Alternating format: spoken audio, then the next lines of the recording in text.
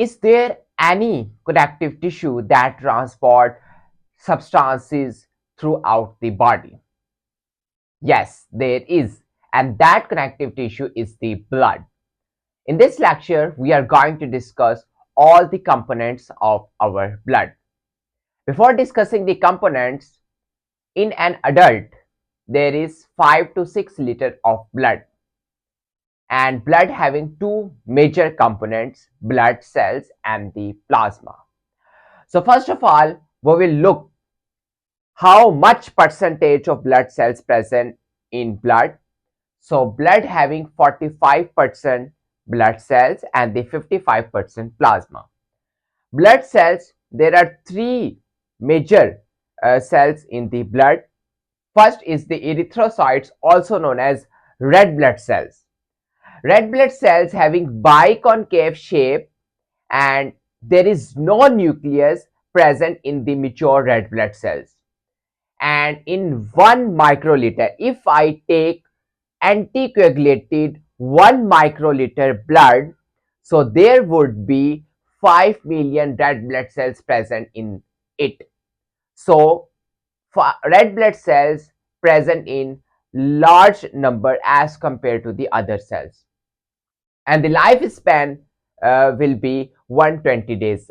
After 120 days, a red blood cells die, and red blood cells transport mainly oxygen because red blood cells having hemoglobin, that is the most important component for the transportations of the oxygen in our blood, and it can also transport the carbon dioxide in our body. Next cell is the leukocyte, also known as white blood cell, WBCs. In 1 microliter blood, there would be 4,000 to 10,000 white blood cells, and lifespan will be few hours to several days, and it involves in the body's defense system and immunity. So it fights against the infection. So WBC is having again two types, granulocytes. In these cells, you will see presence of the granules in them, and agranulocytes having no granule. In the granulocyte, you will see three most important blood cells, neutrophil, eosinophil, and the basophil. So you can remember it with the mnemonic BEN, B-E-N, BEN. Basophil, eosinophil, and the neutrophil. Neutrophil present in a large amount, and that would be 60 to 70%, eosinophil 2 to 4%, and basophil less than 1%. And agranulocytes, you will see the lymphocytes and the monocytes. Lymphocytes will be 20 to 30%, and the monocyte 3 to 8%. So these are the different type, 5 major types of the white blood cell. Next is the thrombocytes, also known as platelets.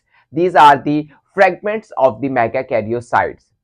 These are actually the fragments of the cell, and that cell would be the megakaryocytes.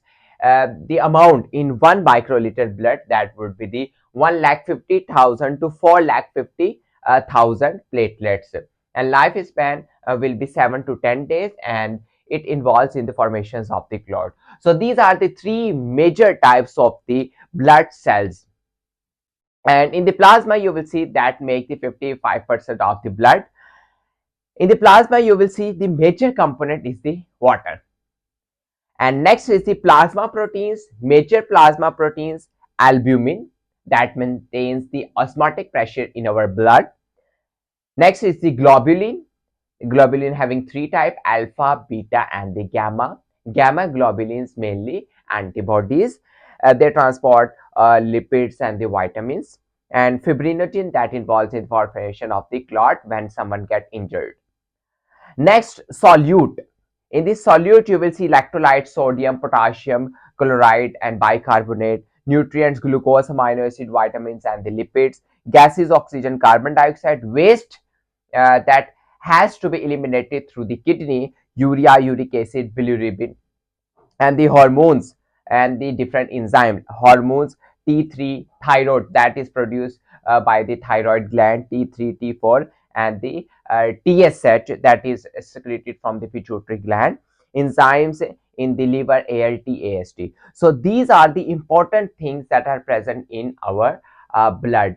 So by doing test by the blood, we can detect all these concentrations of all these components. So these are the important, or these are the base for any test done in the laboratory. So this is all about the different components of the blood. If you still have any question, you may ask in the comment section. Thank you so much.